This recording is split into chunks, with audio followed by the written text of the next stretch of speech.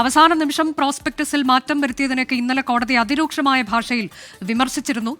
ഇതിപ്പോൾ സർക്കാർ നിലപാട് വ്യക്തമാക്കുകയും ചെയ്തിട്ടുണ്ട്. പ്രത്യേകിച്ച് ലക്ഷ്യങ്ങളില്ല, കുട്ടികളുടെ നന്മയെ കരുതിയാണ് എന്ന് പറയുന്നുണ്ടായിരുന്നു. പ്രത്യേകിച്ച് 28 മാർക്കിൻ്റെയൊക്കെ കുറവ് കേരള സിലബസിൽ പഠിച്ചവർക്കുണ്ടാകും. അത് കൂടി പരിഹരിക്കുന്നതിന് വേണ്ടിയാണ് ഇത്തരമൊരു നീക്കം നടത്തിയത് എന്ന് പറയുമ്പോഴും ആ കാലതാമസം എന്നുള്ളത് വളരെ പ്രധാനപ്പെട്ടതാണ്. അതിൽ സർക്കാരിന് പിഴച്ചിട്ടുണ്ട് എന്നതിൽ തർക്കവുമില്ല. ഇനിയിപ്പോൾ എന്താകും സർക്കാരിന്റെ തുടർ നീക്കമെന്നാണ് അറിയാൻ കഴിയുന്നത്. നമുക്ക് അഭിഭാഷകരുമായൊക്കെ സംസാരിക്കാൻ കഴിയുന്നുണ്ടോ? അനുജ, ഈ മന്ത്രിസഭാ യോഗത്തിലെടുത്ത തീരുമാനം ഈ അപ്പീലിന് ശേഷം ബാക്കി കാര്യങ്ങൾ മുന്നോട്ട് കൊണ്ടുപോകാമെന്നാണ്. സർക്കാരിന് മുൻപിലുള്ളത് നേരത്തെ ഉമേഷ് സൂചിപ്പിച്ചതുപോലെ തന്നെ ഈ 2 വഴികൾ മാത്രമാണ് എന്ന് വളരെ കൃത്യമായി തന്നെ സർക്കാർ അഭിഭാഷകൻ സർക്കാരിന്റെ ഭാഗം വിശദീകരിച്ച് പറഞ്ഞിരുന്നു. നേരത്തെ CBSE ഈ പുതിയ പ്രോസ്പെക്ടസ് ഒരു പശ്ചാത്തലം ഇങ്ങനെയാണ്. നേരത്തെ CBSE വിദ്യാർത്ഥി ഈ ക്യൂം പരീക്ഷ എഴുതുന്ന ഘട്ടത്തിൽ 292 മാർക്ക് ഉണ്ട് എങ്കിൽ അത് സ്റ്റാൻഡർഡൈസേഷന്റെ ഭാഗമായി വരുമ്പോൾ അത് 314 മാർക്കായി മാറും.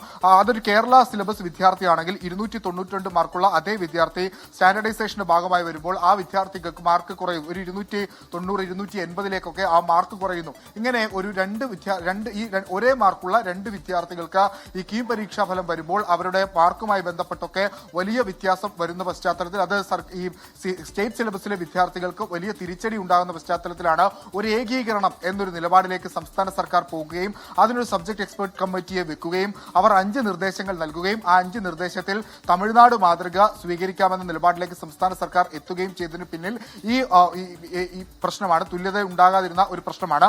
പുതിയ സർക്കാർ സ്വീകരിച്ച പ്രോസ്പെക്ടസ് അനുസരിച്ച് 292 മാർക്ക് വാങ്ങുന്ന ഒരു CBSE വിദ്യാർത്ഥിക്ക് ഈ കീം പരീക്ഷയുമായി ബന്ധപ്പെട്ട് 291.6 മാർക്ക് ലഭ്യമാകും. 292 വാങ്ങുന്ന കേരള സിലബസ് വിദ്യാർത്ഥികൾക്ക് 290.6 മാർക്ക്, ഏറെക്കുറെ ഒരേ ലെവലിലേക്ക് ഈ മാർക്ക് എത്തും. ആ ഒരു പശ്ചാത്തലത്തിലാണ് പുതിയ ഫോർമുല സജ്ജീകരിക്കാനുള്ള ഒരു തീരുമാനത്തിലേക്ക് സർക്കാർ പോയതെന്ന് ഇന്നും സർക്കാരിന് വേണ്ടി ഹാജരായ AG കോടതിയെ പറഞ്ഞിരുന്നു. പക്ഷേ കോടതി ഈ വാദത്തിന്റെ മെറിറ്റിലേക്ക് ഒന്നും കടന്നില്ല. സിംഗിൾ ബെഞ്ച് പറഞ്ഞ ഉത്തരവിൽ ഇടപെടാനില്ല എന്ന് വളരെ കൃത്യമായി തന്നെ പറയുകയായിരുന്നു. അതിനൊരു പ്രധാനപ്പെട്ട കാര്യം സിംഗിൾ ബെഞ്ചിന്റെ ഉത്തരവിൽ പറഞ്ഞിട്ടുള്ള ആ വാദം തന്നെയാണ്. ഒരു മത്സരം തുടങ്ങുന്ന സമയത്തുണ്ടാകുന്ന നിയമങ്ങൾ ആ മത്സരം അവസാനിക്കുമ്പോഴും അതേപോലെ തുടരണം. പക്ഷേ ഇവിടെ അങ്ങനെയല്ല.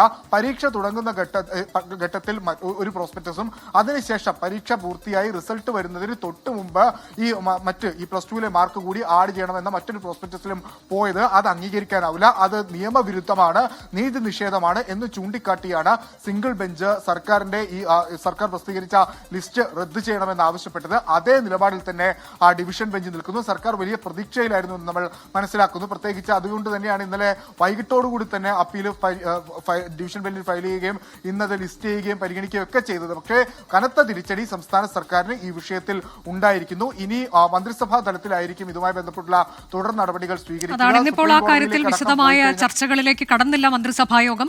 കോടതി വിധി എന്ത് എന്നുള്ളത് കാത്തിരുന്നതിന് ശേഷമാകാം അതിൽ തുടരാലോചന എന്നുള്ളതായിരുന്നു തീരുമാനം. ഇപ്പോൾ തുടരാലോചനയുടെ സമയമായിട്ടുണ്ട് എന്നാണ് നമുക്ക് അറിയാൻ കഴിയുന്നത്.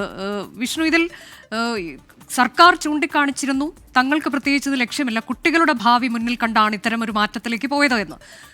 വളരെ വേഗം തന്നെ അഡ്മിഷൻ പ്രോസസ്സിലേക്ക് കടക്കാൻ ശ്രമിക്കണം, അതായത് അലോട്ട്മെന്റിലേക്ക് കടക്കാൻ അനുവദിക്കണം എന്നൊരാവശ്യം സർക്കാരിന്റെ ഭാഗത്ത് നിന്നിപ്പോൾ കോടതിയിൽ ഉന്നയിച്ചിരുന്നല്ലോ. അതായത് ഈ പ്രക്രിയ നീണ്ടുപോകുന്നു എന്നുള്ളത് ഒരു പ്രതിസന്ധിയായി മാറും എന്നത് ഉറപ്പാണ്. അപ്പോൾ ആ കാര്യത്തിലൊന്നും കോടതി ഇടപെട്ടില്ല. ഇന്നലെ പറഞ്ഞതെന്തോ അതിൽ ഇടപെടാതെ അത്തരം കാര്യങ്ങളൊന്നും കോടതി പരിഗണിച്ചില്ല എന്ന് തന്നെയല്ലേ മനസ്സിലാക്കേണ്ടത്? അനുജ, അത്തരം വിഷയങ്ങളിലേക്ക് ഒന്നും ഡിവിഷൻ ബെഞ്ച് ഇടപെട്ടിട്ടില്ല. ഡിവിഷൻ ബെഞ്ച് വളരെ കൃത്യമായി പറഞ്ഞു, സിംഗിൾ ബെഞ്ച് പറഞ്ഞതിനപ്പുറത്തേക്ക് മറ്റൊന്നും ഞങ്ങൾക്ക് പറയാനില്ല. ആ വിധിക്കപ്പുറത്തേക്ക് ഈ വിഷയത്തിലൊന്നും പരിഗണിക്കാനില്ല, സർക്കാർ അപ്പീൽ തള്ളുന്നു എന്ന് വളരെ കൃത്യമായാണ് ജസ്റ്റിസ് അനിൽ കെ നരേന്ദ്രന്റെയും മുരളീകൃഷ്ണന്റെയും ബെഞ്ച് വ്യക്തമാക്കിയത്.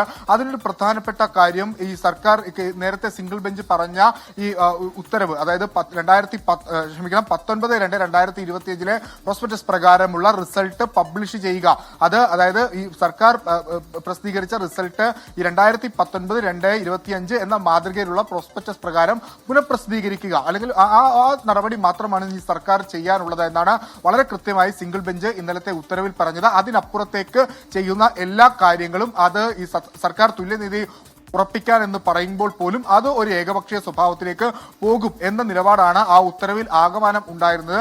അതുകൊണ്ട് തന്നെയാണ് സിംഗിൾ ബെഞ്ചിന്റെ ഉത്തരവിൽ ഡിവിഷൻ ബെഞ്ച് ഇടപെടാതിരുന്നത്. വളരെ കൃത്യമായി തന്നെ ഇക്കാര്യങ്ങൾ സിംഗിൾ ബെഞ്ചിന്റെ ഉത്തരവിൽ പറഞ്ഞിട്ടുണ്ട്. അതിൽ കൂടുതലൊന്നും ഞങ്ങൾക്ക് പറയാനില്ല എന്ന് ഡിവിഷൻ ബെഞ്ച് വ്യക്തമാക്കുകയായിരുന്നു. സംസ്ഥാന സർക്കാരിന് ഈ വിഷയത്തിൽ എന്ത് നടപടി സ്വീകരിക്കുമെന്നുള്ളതാണ് ഏറ്റവും പ്രധാനപ്പെട്ട കാര്യം. പ്രത്യേകിച്ച് ഇതിന്റെ അലോട്ട്മെന്റ് അടക്കം പ്രവേശനമടക്കം നടപടിക്രമങ്ങളൊക്കെ പൂർത്തിയാക്കാനിരിക്കുന്ന അല്ലെങ്കിൽ ആരംഭിക്കാനിരിക്കുന്ന ഒരു ഘട്ടത്തിലാണ്. അലോട്ട്മെന്റ് ആരംഭിക്കാനിരിക്കുന്ന സമയത്താണ് കോടതിയിൽ നിന്ന് ഇങ്ങനെ ഒരു വലിയ തിരിച്ചടി, അത് 2 തവണയായി തിരിച്ചടി തുടർച്ചയായി നേരിടേണ്ടി വന്നിരിക്കുന്നു സർക്കാരിന്.